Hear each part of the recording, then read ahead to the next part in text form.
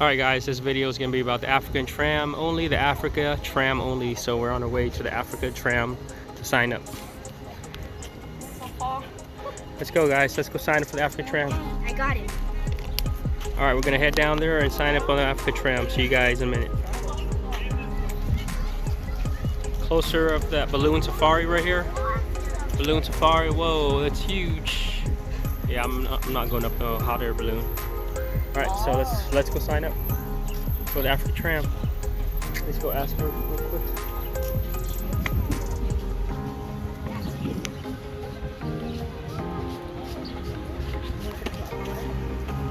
All right, let's go sign up for the Africa Tram. All right, on our way to sign up for the Africa Tram. So, a little nice scenery right here, guys. Check it out.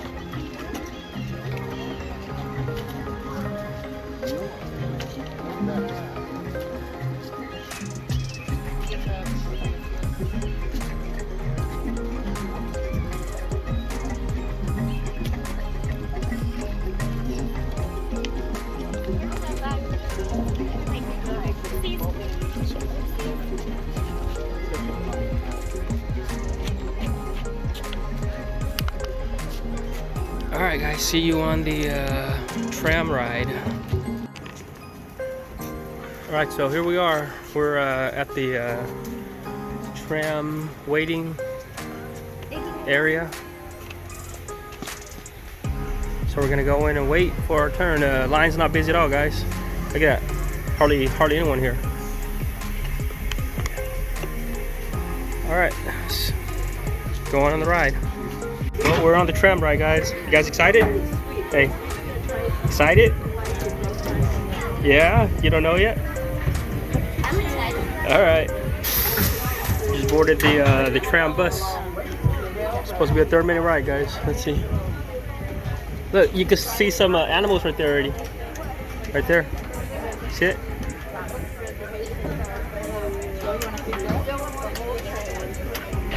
A 30-minute tram ride. Thanks for watching. Join us on this tour. They're going to be going soon. Hey, just do your best to remember where you dropped it. Right. We'll see what we can do for you after the tour. Here's the tram tour started. One final reminder, please remain seated while the tram is in motion. If we go to a full complete stop, you're more than welcome to stand up and get a better look. But as soon as we start moving again, please return to your Some giraffes over there. With that out of the way, let's keep going. So here at the beginning of our tour, we're in This is cool because it's like they're in the wild. Well, we won't be here too much longer. It's cool because it's like they're out in the wild. Make our way back over to the train station. So don't worry. See, it's big. Like the zoo, they're all caught. They're all stuck in the. On our way out, though, we're gonna have a good view of the Delta here in our right-hand side, pretty cool. where we can see a view of historic two trains. Now, just a little bit further, we'll be right next to the greater flamingos. They get their name from being the largest flamingo species, even though they only weigh from 4 to 8 pounds. Like other flamingos, they're so confusing. Water in what they're doing. So we do those little next to each other into the mud, push those two together once they meet. They'll sort through that mud with their tongues to see whatever they can find, whether that be algae, crustaceans, or even just minerals. Notice that aside from their legs and their wings, they're not quite as pink as other flamingo species, and that's because they live in salt marshes. So that lighter color does a couple of things for them there. First of all, it's helping them camouflage a little bit better in the salt water, but also reflecting light away from their bodies, keeping them a little bit cooler in the hot environment.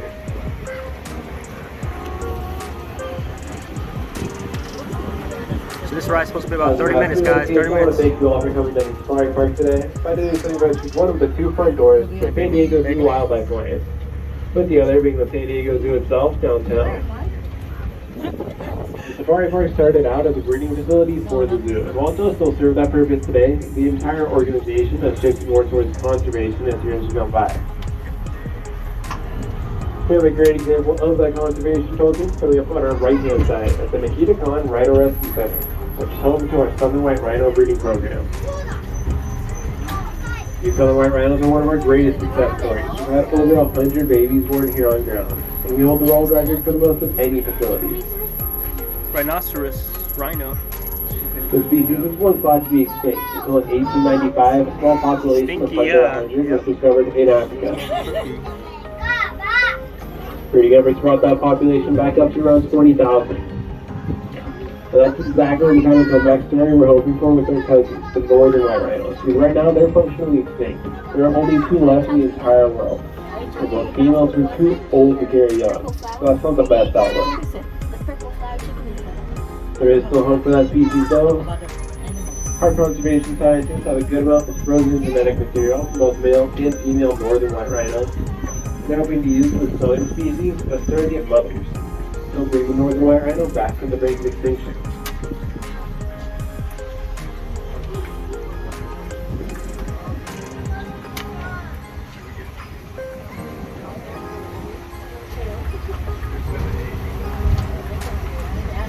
As we make our way around this lagoon, we'll be able to see a couple of other species we're actively breeding. Here's those pelicans, both the great white pelicans and the Dalmatian pelicans, which have more of a gray color to their wings. And they're part of our species survival plan. What that means is we're collaborating with other zoos around the world to make sure that there's genetic diversity being represented in those species. So you can think of it kind of like a giant family tree, where we go back and double check how closely or distantly related each pelican is, as well as whatever traits they might be carrying. We'll use that information to make smart breeding decisions.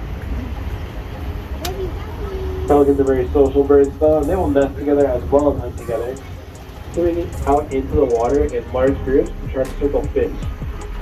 What that does is try to keep those fish like a real safari and that way they're a little bit easier to scoop up in their bill.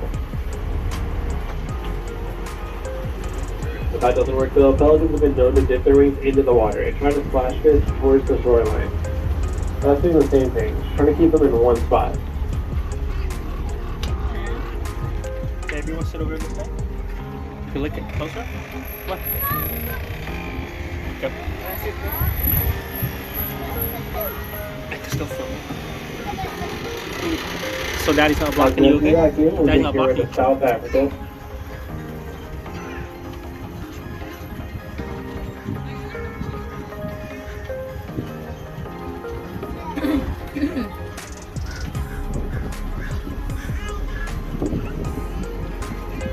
If you pass by these trees on our right-hand side, we'll be right up next to these Pomeranian gazelle.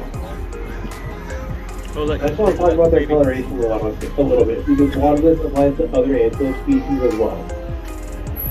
So it's easy for us to see with our eyes, and that sandy brown color helps them blend in with the dirt that they're on. But many of their predators have limited color vision. They can't really see the color green.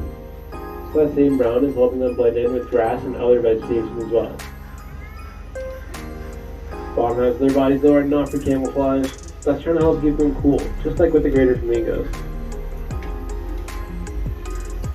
Out in the hot savanna, a lot of sunlight is beating down on top of those gazelles, but it's also being reflected back up from the ground. That white underbelly is again trying to act like a mirror and reflect away as much light and therefore heat from their bodies as they can.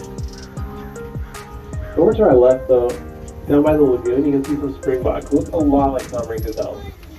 One of the main differences being they have those black stripes going down their sides. These are those stripes for communication. They can get a good read of each other's moves based off of the angles of those stripes.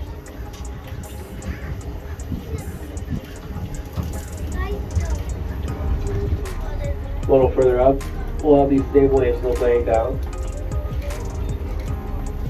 They're a lot darker, but that's still being used for camouflage. You hot or So no? they're You want to come back over here? Dense tree coverage. Huh? So that dark brown helps them blend in really well in the shade.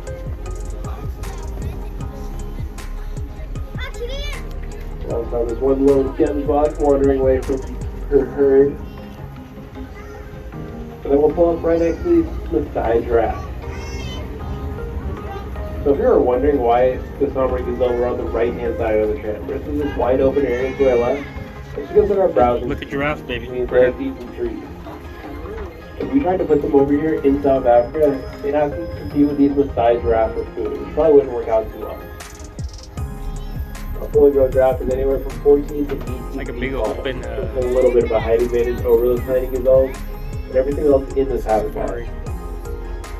For that reason, most species over here are grazers, meaning they like to eat from the ground.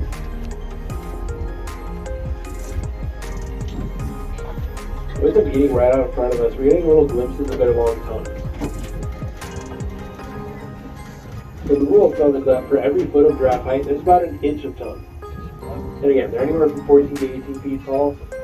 So on average, their tongues are about 1.5 feet long. And they'll use those tongues to pull down tree branches that are even higher above their heads.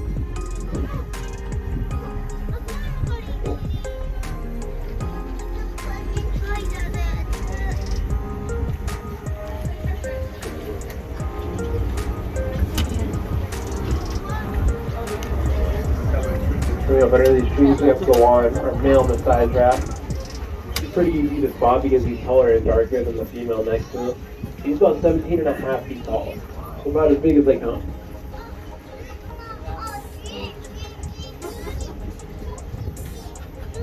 Yeah, they look pretty big and tall. The giraffe uses their height, not just to reach my house to it though. Also, some people look out for predators. They have great eyesight. You can see things happening up to 2 miles away. And that's good, because while they are pretty big, they are mainly just tall. They're kind of lanky and awkward in the way that they move. They're not the best at fighting off threats. But since they can spot a predator from so far away, if they do see one coming, they just book it in the opposite direction. Other animals know this. They'll stay nearby, knowing that if a giraffe starts running, they probably should too. Something might be heading their way, and it's not a bad idea to play it safe and get a head start, just in case.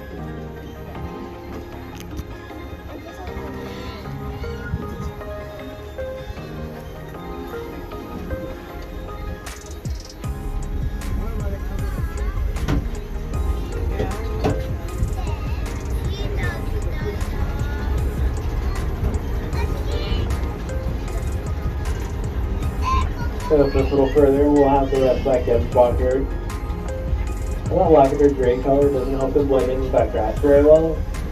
Their natural environment is a lot like what we have here in the hills of San Diego. Very sparse vegetation and large boulders. So they're trying to blend in with rocks.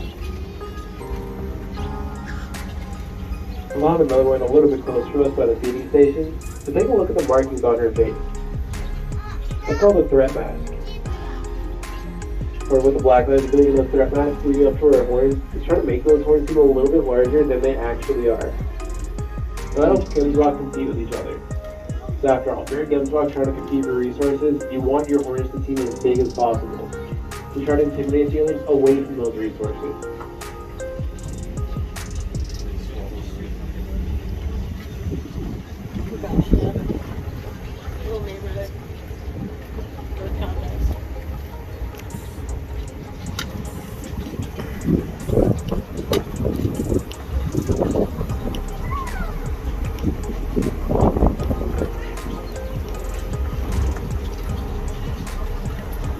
Up on our right, we have some camels up there. You need to be an animal ambassador here at the safari park. And our wildlife care specialist can walk them through the park itself and can help them out with their conservation talks. Usually talking about conservation in the desert. Oh, there's zebras.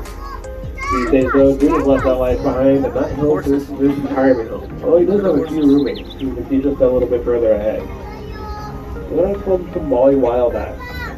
They're going to be the most endangered species that we see on this tour. There are only about 300 of them left in the entire world. You're right. With over half of them being under human care like these ones. Their closest relatives that we have here are zebras. There's a good hint of that on their legs.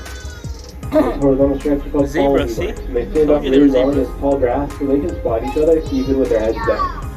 They're The baby one? they're spotless zebras. Stripeless. Yeah, stripeless. Only on the lake. As we head up this hill into Central Africa, while the eastern black rhino straight out across from us. Look at that one, baby. See? They're a little different from southern white rhinos. They're smaller and narrower. And that also not in their environment. Baby they have rhino a lot or of trees something. and large boulders that they can try to squeeze in between to take cover from predators. But since they can defend themselves that way, they don't really have a need to be social. They'd rather stick to themselves. That means they don't have to worry about their own protection and their own resources.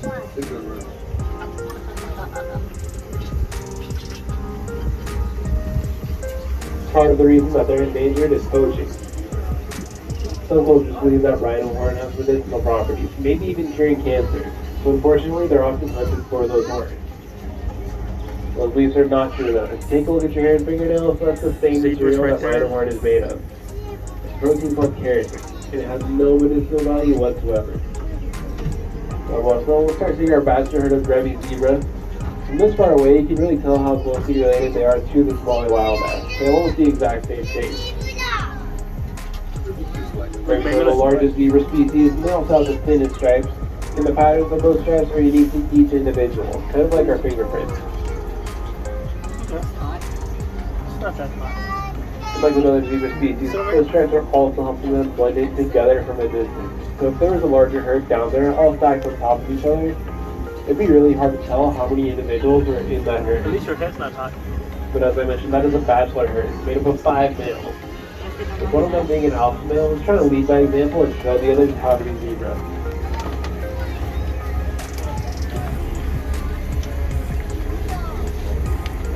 So up at the top of the hill, we have these roan antelope. And one of us, they also have dark mass, just like every buck. That's for the same reason. It helps them compete with each other.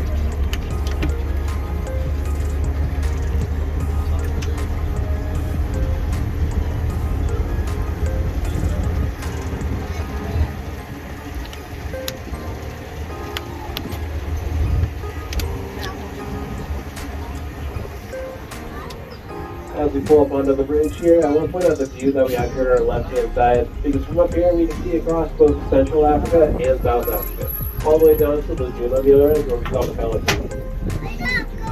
South African lagoon is larger than the entire St. Louis Zoo. It's really gives us an idea of how much room the animals have here in the safari park. Beautiful scenery right here. Over on our right-hand side is our African forest. Turning off in the water, we have some more roan antelope. Other than being on both sides of us, Take some pictures too. Close to how big their ears are. Take some pictures. It really helps them out in a forest environment. If you think about it, having good eyesight in a forest is not that much of an advantage. There are way too many trees in your way. You can't see very far to begin with. If you have good hearing, that'll still work out. You can keep some idea of whatever's going on without having a direct line of sight.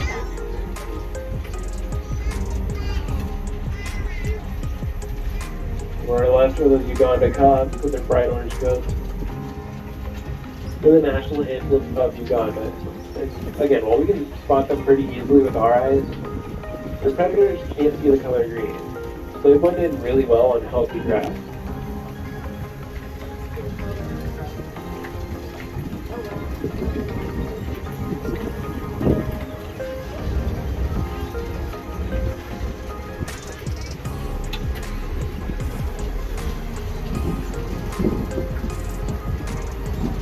As we double back across Central Africa, we'll get another look at those 2 eastern black rhinos. Rhinos are another animal that rely heavily on their hearing. Most species can barely see 30 feet ahead of themselves before it gets blurry. So take a look as we pass by. The ears on those rhinos are always scanning around them like satellite dishes, trying to keep track of whatever's happening.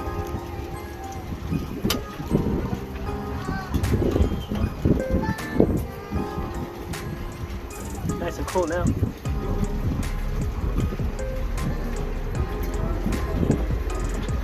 San Diego Zoo Wildlife Alliance has 8 main conservation projects called hubs.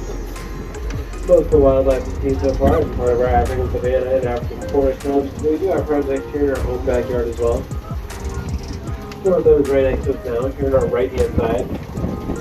It's the California coastal sagebrush, part of our Southwest hub. Believe it or not, you're looking at the second most endangered plant ecosystem in the entire world. In fact, something behind the Amazon rainforest. So that's largely due to housing and other urbanization. So when people are putting up freeways, shopping centers, and housing development, they take a look at the sagebrush and say, this doesn't look very important. What does it matter? I'll just tear it out. This has led to it dropping to under 15% of where it was 100 years ago. So here at the safari park, about half of our 1,800 acres is set aside as a natural preserve for the California coastal sagebrush. So the species that call it home, such as burrowing owls, roadrunners, quail, and mule deer, have somewhere to live for future generations. The background to our habitat, though, from the shore left are those Cape buffalo. They're very dark in their coloration. So with that, they're not trying to blend in with anything. They're big and dangerous. They want everybody around them to know exactly where they are. With those horns on their heads, each Cape Buffalo is pretty well equipped to defend themselves, but they know their safety in numbers, so it occurs of up to 1,000. If predators try to come after a Cape Buffalo, whether it be an adult or a calf, the entire herd will turn on that predator in an active form of defense called mobbing. And that's exactly what it sounds like. They'll mob that predator together with those horns until it's dealt with.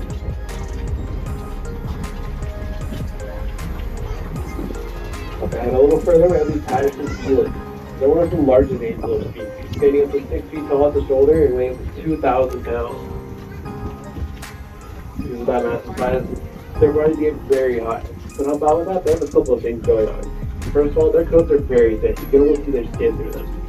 They also have a little flap hanging down from their neck. That's called a dewlap. It works a lot like a car's radiator. So it goes through that dewlap, and can hopefully be cooled at least a little bit by the air. And then it pulls back to the inner bodies of those eels, so it's best to regulate temperature as much as we can.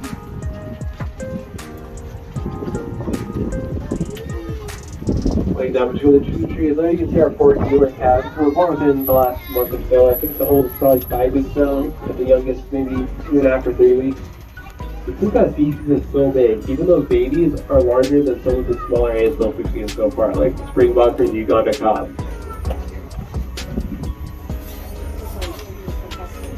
Right up above to the right are the Zinkoli calves. They're a domestic species that was bred in Uganda to have those huge horns as somewhat of a status symbol, kind of like a Texas Longhorn. To give you an idea of just how big those horns are, on average, from tip to tip, they are wider than this Tram.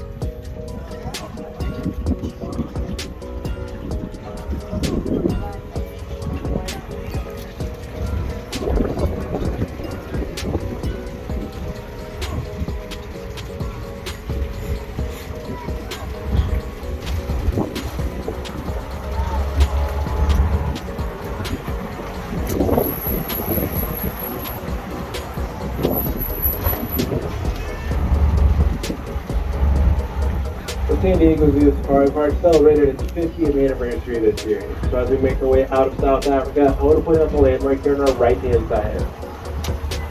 This hill is called the Monty Point. It's where our founder, Dr. Charles Schroeder, would bring his colleagues from the San Diego Zoo. Because in this location, he found that he thought was perfect for a breeding facility. He was one who had the idea to try to recreate a natural African habitat. But at first, they all thought he was crazy. They were very against the idea. It would be too ambitious and way too expensive.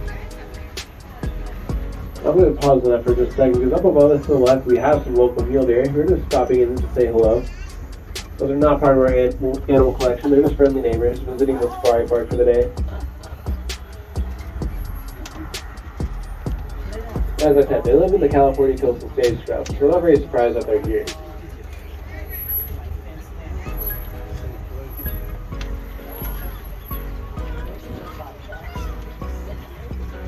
So Dr. Schroeder, with all his pause again, so he decided to keep after the idea. And eventually, that breeding facility was founded. A few short years after that, in 1972, the safari park opened its doors to the public, becoming its own park alongside the San Diego Zoo. And here we are, 50 years later.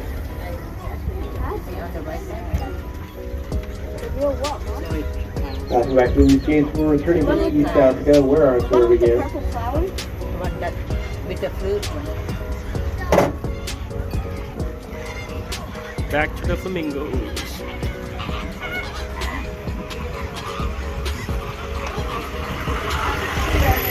Just bigger than other flamingos are. I guess the flamingos is called a flamboyant. So we have a couple of common giraffes right up next to some of the feeding stations. They're very similar to the size species we just saw.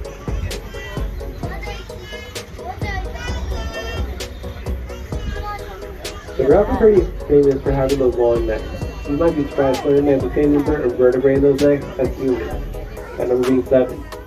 Of course, theirs are much larger. So you take a look at your arm, that stretch from your elbow to the base of your hand, right where your wrist ends. That's about the same length as each vertebra in those giraffes' necks. Another good rule of thumb for that is that each vertebra is about the same size as a gallon of milk.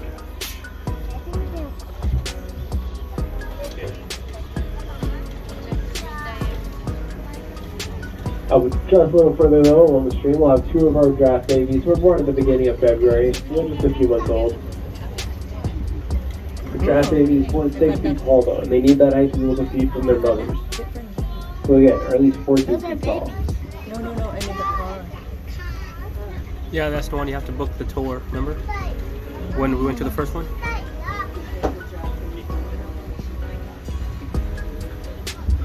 They're in it, look. Yeah. The giraffe is like, hey, let me lick your face. Just past them, we have these fringier Dorics. You'll notice they look almost exactly like Gemsbok. Pretty much the main difference. Look at being that, the they're giraffe is gray, going they're closer. brown Then maybe they instead. could feed him. So another name for Gemsbok is the South African Oryx. They're actually pretty closely related to this species. Oryx are pretty unique though. They can theoretically go their entire lives without drinking any water. Oh wow. Water is of course necessary for all life. The way that they manage that is by using those horns on their heads not to fight each other, but to dig up roots underground, and those feed those to get all the moisture they need to survive.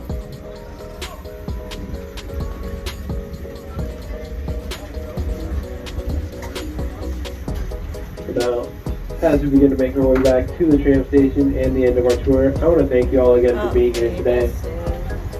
We are a non-profit organization, so every single dollar that you spend at the safari park goes back towards the That's it for the tram ride, guys. in support of San Diego Zoo Going back to where we started. Create a world where all life thrives. Thanks for watching. So thank you. Like, subscribe, and share. Allies for Wildlife. Go back and watch the other part of the safari park. This is only the tram ride. After the tour, once Thank again, you. my name is Bye-bye. Austin.